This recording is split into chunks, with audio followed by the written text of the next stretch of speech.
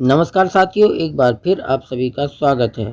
निपुण भारत मिशन के अंतर्गत शिक्षकों की क्षमता संवर्धन संबंधी प्रशिक्षण प्रति सप्ताह प्रेषित किए जा रहे हैं। उनके लिंक इसी के क्रम में अभी तक आप कोर्स 15 तक पूर्ण कर चुके हैं। अब कोर्स 16, 17 और 18 के लिंक भी जारी कर दिए गए हैं। इन प्रशिक्षण को आप इस वीडियो के डिस्क्रिप्शन में दिए गए लिंक पर सीधे क्लिक करके पूर्ण कर सकते हैं, तथा अगर आपको मदद की आवश्यकता है तो डिस्क्रिप्शन में ही दिए गई प्रश्नोत्तरी के लिंक को आप देख सकते हैं और उसकी मदद की सहायता से अपने प्रश्नोत्तरी को हल कर सकते हैं। तो आइए शुरू करते हैं कोर्स 16 भाषा आकलन और फीडबैक की प्रश्नोत्तरी। इसमें भी कुल 10 प्रश्न हैं। हम 1 बाय 1 देखेंगे और आप प्रश्नों को समझें ताकि ये आपको प्रशिक्षण को समझने में मददगार साबित हों।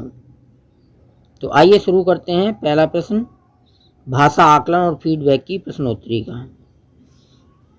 पहला प्रश्न है, सतत और व्यापक आकलन में नहीं है। इसके 4 ऑप्शन हैं।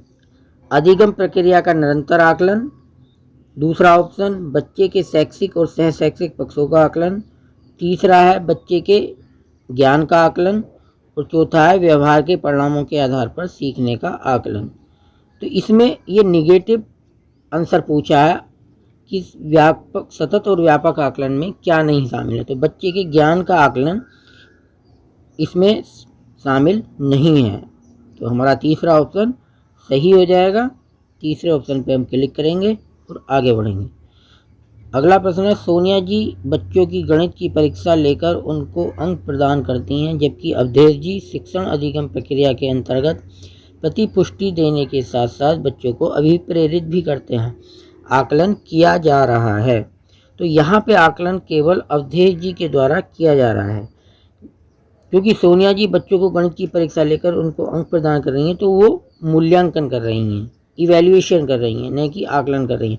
आकलन और इवैल्यूएशन में यही अंतर है कि इवैल्यूएशन में अंक प्रदान किए जाते हैं, जबकि आकलन में अंक प्रदान नहीं किए जाते हैं। असेसमेंट में अंक प्रदान नहीं किए जाते हैं, इवैल्यूएशन में अंक प्रदान किए जाते हैं।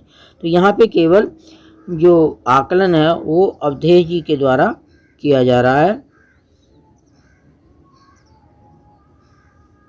हमारा ये दूसरा जो ऑप्शन है यहाँ पे सही हो जाएगा। हम दूसरे ऑप्शन पे क्लिक करेंगे और आगे बढ़ेंगे। अगला प्रश्न है, शिक्षकों द्वारा सतत आकलन छात्रों को बनाता है अधिक व्यस्त। इसका पहला ऑप्शन है। दूसरा अधिक सजग और सक्रिय, दूसरा ऑप्शन है। तीसरा है अधिक सहयोगी और चौथा है उपर्युक्त में से कोई नहीं। तो सतत जो आकलन है वो बच्चों को अधिक सजग और सक्रिय बनाता है। बच्चे हमेशा सजग रहते हैं और अपने कार्य में सक्रिय रहते हैं। तो हमारा ये दूसरा ऑप्शन सही हो जाएगा। दूसरे पे क्लिक करके हम आगे बढ़ेंगे। अगला प्रश्न है, आकलन का उद्देश्य। आप एक से अधिक विकल्प चुन सकते हैं। पहला है बच्चों की सीखने की प्रक्रिया में सुधार लाना। जी बिल्कुल सही है। फिर है बच्चों की कमियों का पता लगाना। जी नहीं, ये आकलन का उद्देश्य नहीं है। फिर है पता लगाना कि किस लर्निंग आउटकम पर अधिक काम करने की आवश्यकता है। ये भी सही है। फिर है पता लगाना कि किन बच्चों को अधिक मदद की आवश्यकता है। ये भी सही है। तो इस तरह से हमारा पहला, तीसरा और चौथा ऑप्शन सही हुए। अब पहला, तीसरा, चौथा हमारे हैं तीसरे ऑप्शन में। तो हमारा सही इस प्रश्न का उत्तर हो जाएगा पहला, तीसरा, चौथा जिस ऑप्शन में, अर्थात तीसरा ऑप्शन हमारा सही हो जाएगा। हमने तीसरे ऑप्शन पे क्लिक किया।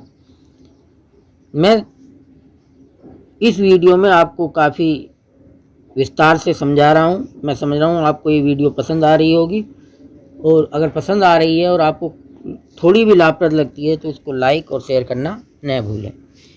अगला प्रश्न है, आकलन में सबसे कम महत्वपूर्ण है कि बच्चों को, देखिए इसमें भी ये जो है निगेटिव है, इसमें भी क्या उत्तर पूछा गया है, निगेटिव उत्तर पूछा गया है। पहला ऑप्शन है सोचने समझने के पर्याप्त मौके मिले, ये तो हमारा सही है, अर्थात पॉजिटिव आंसर है। तर्क के साथ अपनी बात रखने के मौके मिले, ये भी पॉजिटिव है, पहला पॉजिटिव, ये भी पॉजिटिव है। अपनी समझ के प्रश्नों के उत्तर देने के अवसर मिले, ये भी पॉजिटिव है। रटकर प्रश्नों के उत्तर देने को प्रोत्साहन करें, तो ये हमारा निगेटिव है, अर्थात हमारा चौथा जो ऑप्शन है इस प्रश्न के अनुसार सही होगा।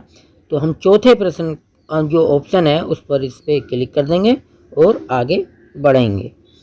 अगला प्रश्न है बच्चों के सीखने के आकलन का रिकॉर्ड हम रख सकते हैं पुस्तकालय में? नहीं जी, पुस्तकालय में रिकॉर्ड नहीं रखा जाता, बुक्स रखी जाती हैं। फिर पोर्टफोलियो में, जी हाँ रखा जा सकता है। प्रेरणा तालिका में, इसमें भी रखा जा सकता है। उपर्युक्त सभी तो ऑप्शन हुआ ही नहीं क्योंकि पुस्तकालय नहीं है, तो इसलिए दूसरा और तीसरा जिस भी ऑप्शन में है हमारे, वो हमारा आंसर सही हो जाएगा। तो दूसरे ऑप्शन में हमारे जो है दूसरा और तीसरे ऑप्शन दे रखे हैं, तो हमारा दूसरा ऑप्शन पे हम क्लिक करेंगे और आगे बढ़ेंगे। अगला प्रश्न है दिखाए गए पहले वीडियो में हिंदी विषय पढ़ते समय शिक्षिका किस प्रकार के बच्चों का आकलन कर रही है? लिखित परीक्षा द्वारा? नहीं जी, लिखित परीक्षा द्वारा नहीं कर रही हैं। मौखिक परीक्षा द्वारा? इसके द्वारा भी नहीं कर रही थी, क्योंकि उन्होंने बच्चों को जो शब्द दिया था बोर्ड पे उसे कॉपी में मात्रा के साथ लिखवा रही थी और अब पास में जाकर उनका अवलोकन कर रही थी, तो वो अवलोकन के द्वारा बच्चों का आकलन कर रही हैं। लिखित परीक्षा ये जो होती हैं और मौखिक परीक्षा जो होती हैं, मैं पहले भी बता चुका हूँ, ये इवैल्यूएशन का पार्ट है, न कि असेसमेंट का, है ना। ये किस चीज़ का पार्ट है? इवैल्यूएशन का, न कि असेसमेंट का। तो हमारा ये तीसरा जो ऑप्शन है यही सही होगा। तीसरे ऑप्शन पे हम सही करेंगे और आगे बढ़ेंगे। आकलन नहीं है, ये प्रश्न है आकलन नहीं है। देखिए ये भी जो है निगेटिव है, निगेटिव आंसर हमको खोजना है, न कि पॉजिटिव। बच्चों के शैक्षिक स्तर का पता लगाना, जी ये पॉजिटिव है। बच्चे क्या सीख रहे हैं पता लगाना, ये भी पॉजिटिव है। शिक्षक द्वारा स्वयं का आकलन करना, ये भी पॉजिटिव है। बच्चों को परीक्षा में अंक देना, ये निगेटिव है। तो हमें निगेटिव आंसर ढूंढना था और निगेटिव हमारा होता है चौथा वाला।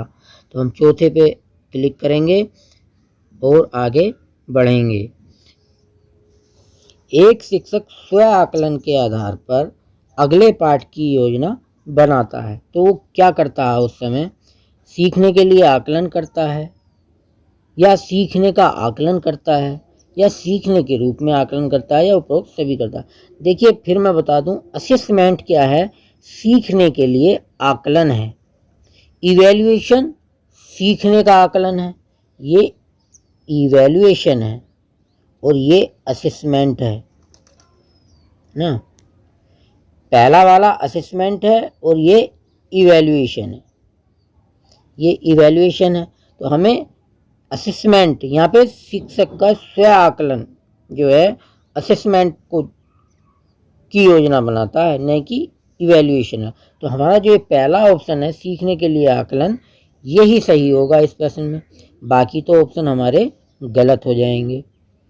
तो पहले ऑप्शन पे हम यहाँ पे क्लिक करेंगे और आगे बढ़ेंगे।